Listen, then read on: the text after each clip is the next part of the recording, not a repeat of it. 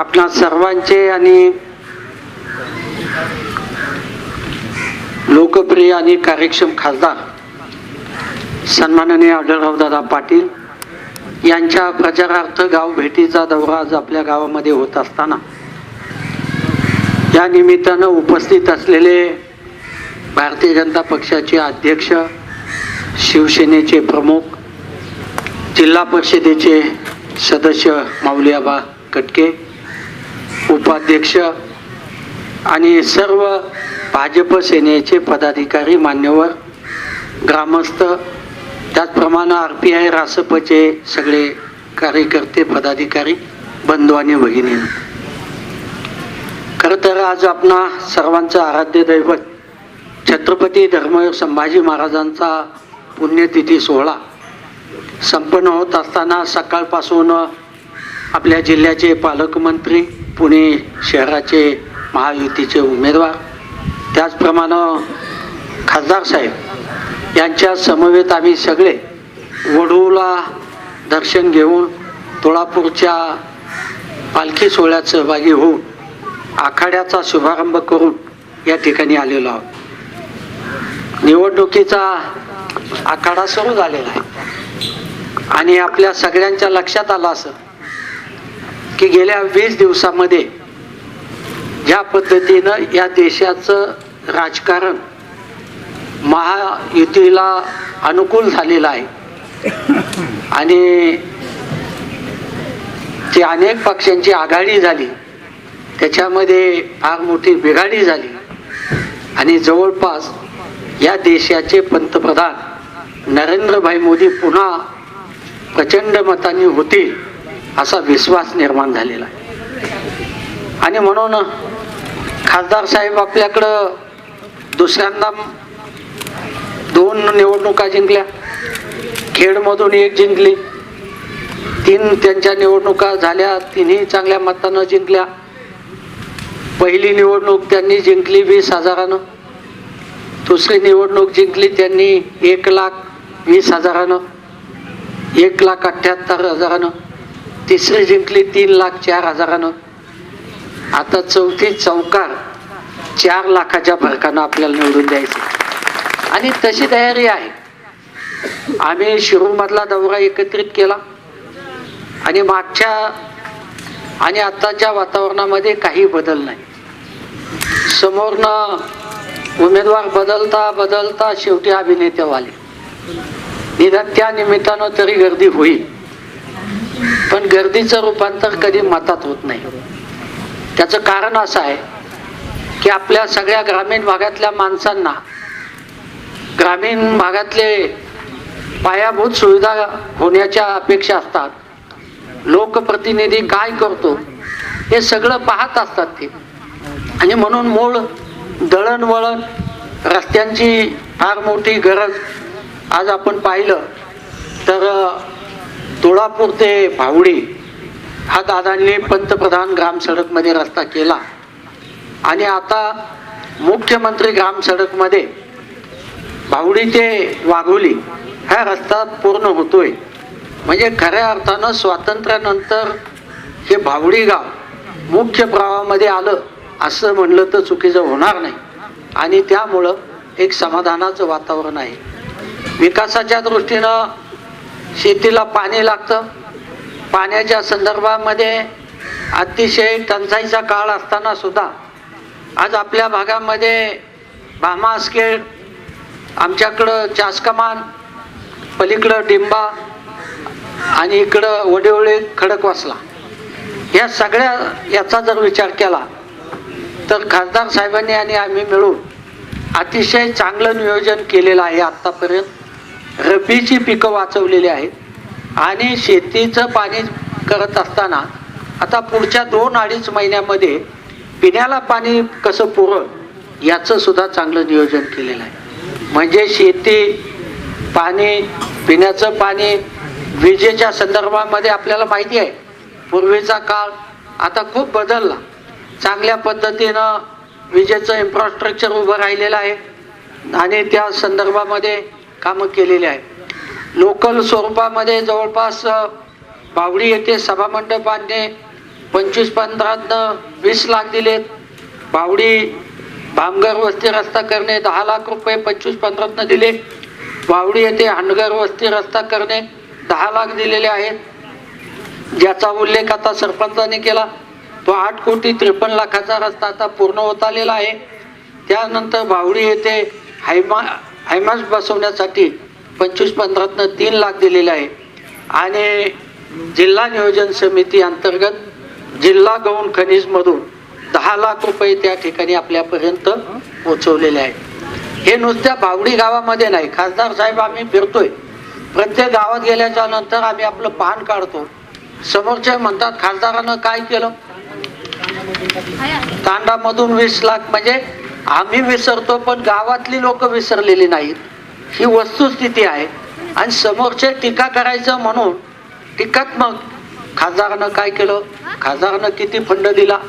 अरे तुमचे खासदार होते, त्यांनी काय फंड दिला.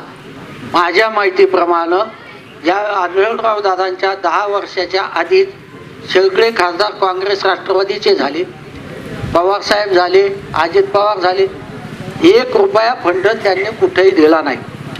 गाव म्हटण्यापेक्षा खासदार आले का, अरे वाड्या वस्तीवर जाणारा, सर्वाधिक ठिकाणी जाणारा, तुम्ही फक्त तालुक्याच्या ठिकाणी आलात, पण प्रत्येक वाडी वस्तीवर आदिवासी पाड्यावर जाणारे खासदार म्हणून दादांची ओळख आहे. हे इतकंच नाही, नुसतं फिरून नाही आले, त्या भागातले काय प्रश्न आहेत हे मांडण्याचा सर्वाधिक विक्रम पार्लमेंटमध्ये खासदार आढळराव दादा पाटलांनी केलेला आहे. आणि म्हणून एक अभ्यासू, कार्यक्षम आणि कष्टाळू एवढं फिरणं सोपं नाही. आम्ही विधानसभेचा एक मतदारसंघ फिरतो, पण त्याच्या 6 पट त्यांना फिरायचे, तरी सुद्धा प्रत्येक गावामध्ये एकदा नाही, 2दा 4दा अशी त्यांनी भेटी दिल्या. हे मासे आता येतील, परंतु नंतर तुम्हाला भेटतील का नाही मला सांगता यायचं नाही. आणि म्हणून खासदारांनी काय केलं, याच्यापेक्षा ज्या पार्लमेंटमध्ये खासदार आहेत, ज्या पार्लमेंटचे नरेंद्रभाई मोदी पंतप्रधान आहेत, त्यांनी प्रधानमंत्री किसान सन्मान योजना, शेतकऱ्यांना या देशात पहिल्यांदा पेन्शन चालू केली 6,000 रुपये वर्षाला. त्याच्यामध्ये आपल्या गावातले 41 लाभार्थी त्या ठिकाणी झालेले आहेत, 13 लक्ष रुपये पोहोचले. त्यानंतर प्रधानमंत्री किसान सन्मान योजना सांगितली मी. आणि कर्जमाफीवर ते नेहमी बोलतात, ते तर पहिली जी मी 6,000 सांगितले ती 96 आहे, आणि कर्जमाफी जी झाली ती 41 लोकांना 13 लक्ष रुपये झालेले आहे. संजय गांधी, श्रावणबाळ, खरं तर तुमचं काम इथं नाही. मला असं वाटतं की या पुढच्या काळामध्ये, कारण 12,000 जर शिरूरमध्ये संख्या झाली तर हवेलीमधून मधल्या काळामध्ये रामदास त्यांच्याकडनं काम कमी झालं, आता गावडे त्या ठिकाणी अध्यक्ष केलेत. मला असं वाटतं की 2-3 महिन्यात पुढच्या बॅकलॉग भरून काढा. एका गावामध्ये किमान 40-50 माता भगिनी वयस्कर लोक असली पाहिजेत.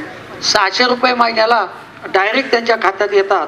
आणि म्हणून प्रधानमंत्री आयुष्यमान योजना, की ज्याच्यामुळं त्या कुटुंबाला जर कोणी आजारी पडला, काही ऑपरेशन करावं लागलं तर जवळपास 5 लाख रुपये त्या बिलामध्ये सवलत मिळते.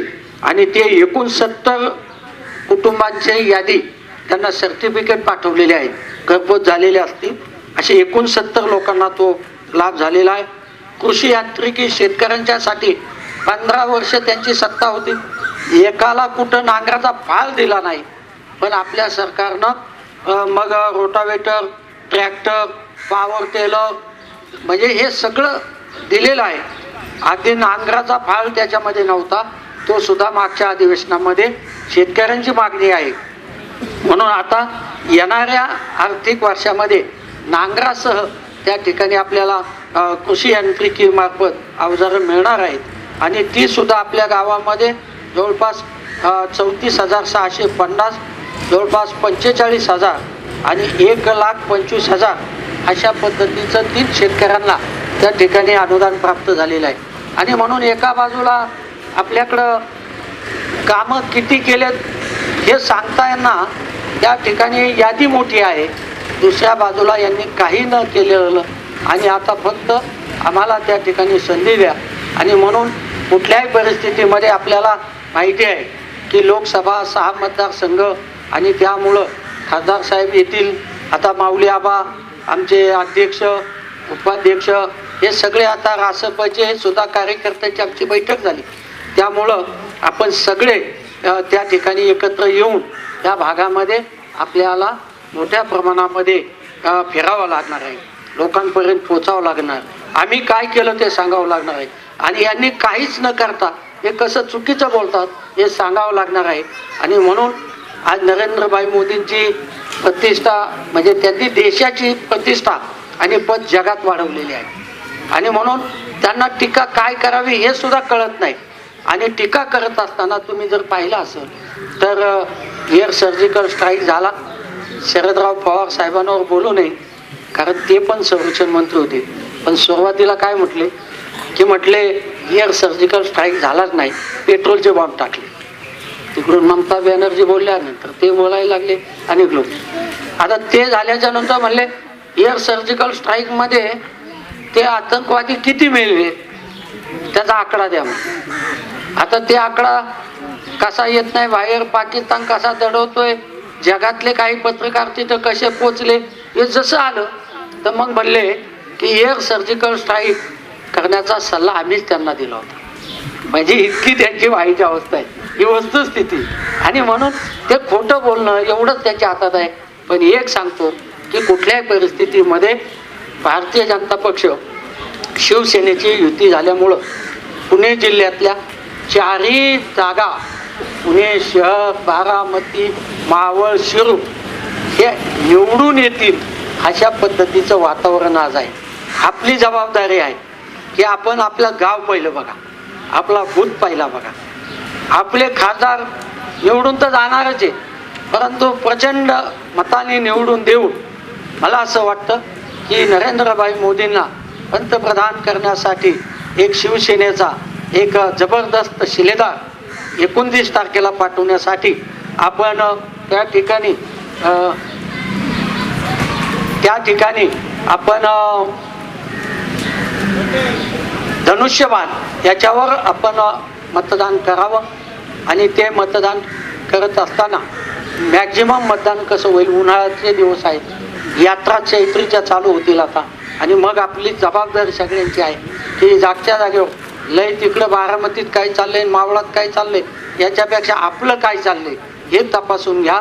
आणि खऱ्या अर्थानं मला असं वाटतं की आमचे पाहुणे होते स्वर्गीय नामदेवराव तांबे, हे आज त्यांची आठवण होते. जोपर्यंत ते होते तोपर्यंत खासदारांना आमदारांना इकडं फार यावं लागायचं नाही, प्रतिकूल परिस्थिती होती.